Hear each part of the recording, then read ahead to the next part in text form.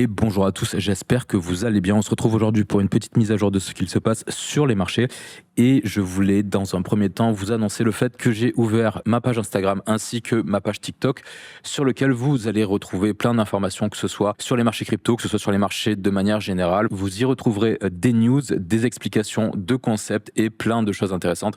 Je vous conseille vivement d'aller me suivre. Les liens seront dans la description de la vidéo. Et avant de commencer, je voulais faire un point sur ce qu'on vient de lancer officiellement en bêta. C'est une des applications sur lesquelles on travaille. Ça s'appelle Performax et c'est un journal de trading avec une couche d'intelligence artificielle qui va être pensée pour vous aider à suivre vos performances, analyser vos erreurs, comprendre vos habitudes au niveau psychologique et de fait vous aider à progresser dans votre trading. Pendant toute la phase bêta, l'accès est 100% gratuit pour tout le monde. Les places, elles vont être limitées pendant la première vague pour pouvoir garder l'application stable et pour pouvoir assurer une bonne expérience aux premiers utilisateurs, évidemment. Pour recevoir votre code d'accès, c'est assez simple. Vous avez juste à venir suivre le compte sur Twitter, puis à liker le tweet d'introduction ici. Et ensuite, vous avez juste à envoyer un message en privé au compte et votre code vous sera envoyé via message privé. Vous retrouverez les liens dans les descriptions de mes vidéos. Et avant de commencer l'analyse, n'oubliez pas de vous abonner à la chaîne si ce n'est pas déjà fait, de liker ainsi que de commenter les vidéos. Allez, on commence. Et ce soir, on va se faire l'analyse de Zcash. J'ai pris une charte avec tout l'historique, histoire qu'on vous voit bien qu'on n'est pas encore venu faire un nouvel ATH. Moi, à titre perso, quand je l'ai connu, ça venait d'être listé et ça a été listé à des prix qui sont complètement fous. Même si c'est pas resté très longtemps à ces prix-là, on est quand même venu sur des niveaux à 4 chiffres sur Zcash. Mais c'est vrai que voilà, je le répète, ça n'a pas duré si longtemps que ça. C'est un truc qui a été en bear market pendant un bon bout de temps sur les années 2015-2016, qui ensuite a connu le bull market 2017, qui a eu une belle phase de consolidation sur tout 2017, comme à peu près tous les altcoins d'ailleurs, et qui au final est presque revenu chercher des niveaux à 4 chiffres. Et en réalité, depuis son top de 2018, c'est quelque chose qui est plutôt en bear market. On voit que même sur le cycle de 2020-2021, alors c'est quelque chose qui a fait une sacrée performance, mais il y avait clairement mieux à faire sur 2020-2021 qu'avoir du Zcash. Par contre, là, depuis le dernier bear, c'est-à-dire que sur tout 2022-2023, il y a eu toute une phase de consolidation qui a amené finalement à une énorme impulsion haussière. Et cette impulsion haussière, elle nous a permis déjà d'exploser complètement les niveaux qu'on avait vus en 2021. Et là, ensuite, on a un nouveau mouvement haussier qui nous a propulsé presque au-dessus des niveaux de 2018. Ça, c'est impressionnant. Il y a de la demande pour Zcash. Et là, à mon avis, ce qu'on a pu observer, c'est que sur ce retracement qu'on avait eu suite à cette grosse impulsion, on a dû revenir dans notre reload zone. On a eu une phase de consolidation dans notre reload zone ici. Et ensuite, on a repris notre flux haussier. Je pense que si on tire un Fibo, on peut voir qu'en effet, on est revenu jusqu'au sweet spot. On est quasiment revenu de toucher les 0,786.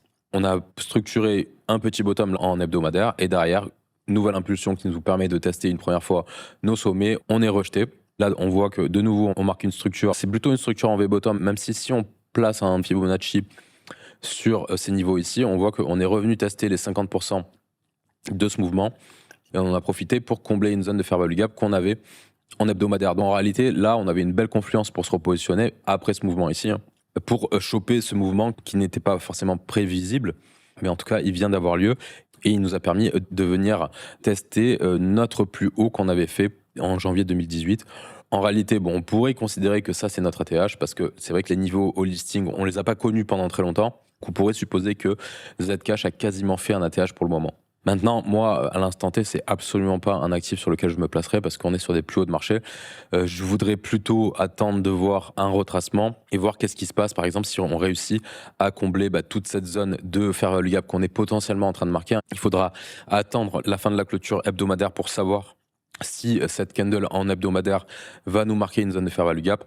Mais en l'état, en tout cas, on aura une belle zone d'intérêt qui devrait, si le prix ne bouge pas, avoir son point médian à peu près sur les 643 $. On voit que ça nous ferait retest ces anciens plus hauts ici. Au niveau des moyennes mobiles sur du long terme, depuis mai 2022, on était dans un flux qui était baissier, ça c'était indéniable. On était revenu tester notre tunnel hebdomadaire sur décembre 2024 sur les 69 $, et on a fini par break, mais vraiment de manière extrêmement impulsive, tous nos tunnels long terme, que ce soit le 3 jours, l'hebdomadaire ou le daily, sur la grosse impulsion qu'on avait eue. Et sur tout ce mouvement, le prix avait bien suivi le 4 heures à la hausse. Au final, quand on a break le 4 heures ici, on a une confirmation d'inversion de tendance avec une tentative de repasser dans un flux haussier. Et au final, on a continué cette trend baissière pour bottom à la fois dans notre reload zone plus notre tunnel 3 jours. Maintenant, on passe sur un time frame un peu plus court. Et sur du 4 heures, la structure qu'on a fait en mars-avril Sur notre 3 jours, elle était plutôt sympathique. On est venu plusieurs fois essayer de tester notre daily, on n'a pas réussi.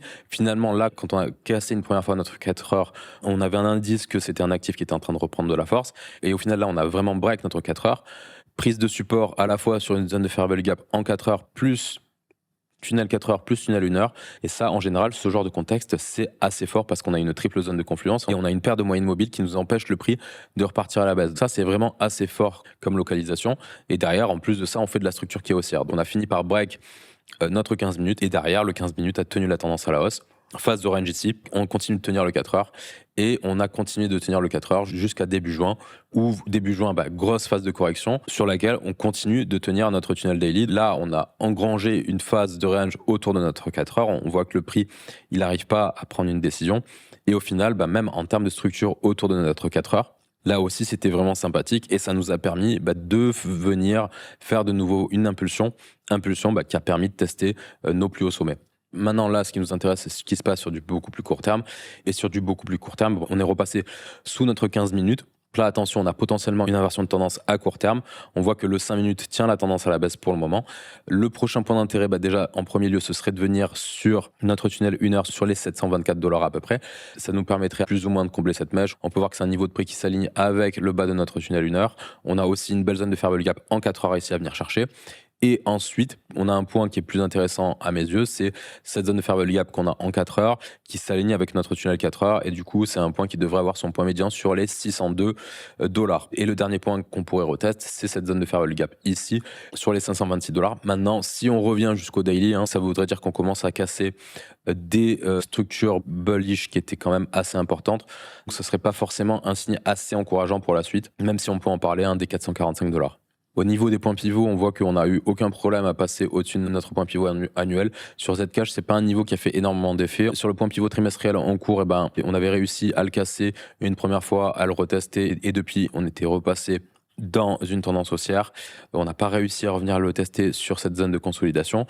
Derrière, on a explosé un niveau de résistance trimestriel à la hausse, et là, on est venu s'arrêter sur un niveau de résistance annuel. Là, pour le moment, tant qu'on ne réussit pas à repasser au-dessus des 828, il y a peu de chances, à mon avis, qu'on vienne chercher le prochain niveau de résistance sur les 898. Maintenant, si jamais on réussit à s'en affranchir, le prochain niveau à venir chercher, c'est un niveau de résistance annuel sur les 1145 $. Concernant le volume profile maintenant sur une vue annuelle, sur l'année précédente, on a une belle confirmation que toute cette zone de consolidation, on a eu une énorme accumulation. Là derrière, on a un mouvement qui a été extrêmement vertical qui nous a permis de sortir de la value de l'année. On avait réintégré notre value en décembre 2025, mais finalement, on en était sorti une nouvelle fois en fin d'année. Par contre, sur le début d'année 2026, on a eu ce gros retracement qui nous a permis de marquer notre bottom. Actuellement, c'est sur ce bottom ici où on a notre point of control de l'année en cours. Et depuis, on ne cesse de faire des sorties de value, réintégration de value. On est presque venu tester notre point of control sur le dump de juin 2026. Et derrière, on est sorti de nouveau de notre value à la hausse. Pour le moment, on navigue au-dessus de notre value haute de l'année en cours. Et c'est vrai que comme il n'y a pas assez d'historique de prix sur Binance, on n'a pas les volume profiles des années précédentes. Et sur l'autre chart, comme on n'a pas les datas de volume, on ne pouvait pas mettre le volume profile. Bon, c'est pas très grave de toute façon, c'est pas ce qui est le plus intéressant. Ce qui est le plus intéressant, c'est ce qui se passe surtout à court terme. Sur une vue trimestrielle, au niveau du trimestre en cours, on avait commencé notre trimestre en ridant notre value haute. On était en sortie de profile. On avait fini par réintégrer notre volume profile et venir poser un bottom sur notre point of control. À ce moment-là, il se situait sur les 462 $. Et au final, on a réussi à faire de nouveau une sortie de notre value à la hausse. Là, notre prochain point d'intérêt au niveau trimestriel, ce serait notre value haute sur les 579,51 $. C'est un niveau de support qui pourrait être intéressant à revenir tester. Mais avant ça, on a quand même de belles zones de fair value gap sur lesquelles on pourrait avoir une réaction.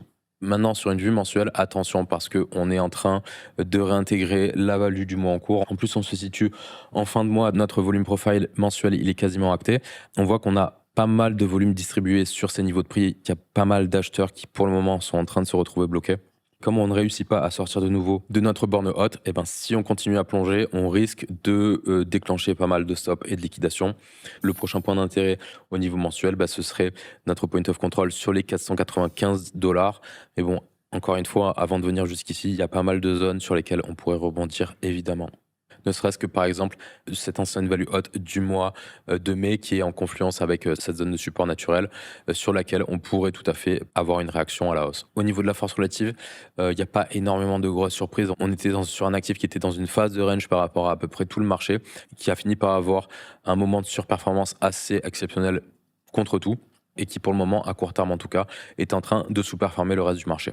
Rapidement, au niveau de l'order flow pour finir, alors c'est vrai que sur tout ce mouvement haussier, on n'a pas eu de grosses surprises, c'est-à-dire que on a eu une convergence entre nos CVD, que ce soit perpétuel, spot et aussi notre open interest. Sur le premier mouvement, on a eu plus d'ouverture de position que de fermeture de position. Là, c'était pas un short squeeze, hein. Enfin, en tout cas, même si sur ce mouvement, on a potentiellement des shorts qui se sont fait liquider, on peut observer qu'on a plus de positions qui s'ouvrent que de positions qui se ferment. Et on a surtout une énorme agressivité acheteuse au niveau de notre spot. Par contre, c'est sur ce mouvement ici où on a eu des shorts qui se sont fait liquider, mais on a continué à avoir de l'agressivité acheteuse parce que notre CVD perpétuel, il n'a pas chuté.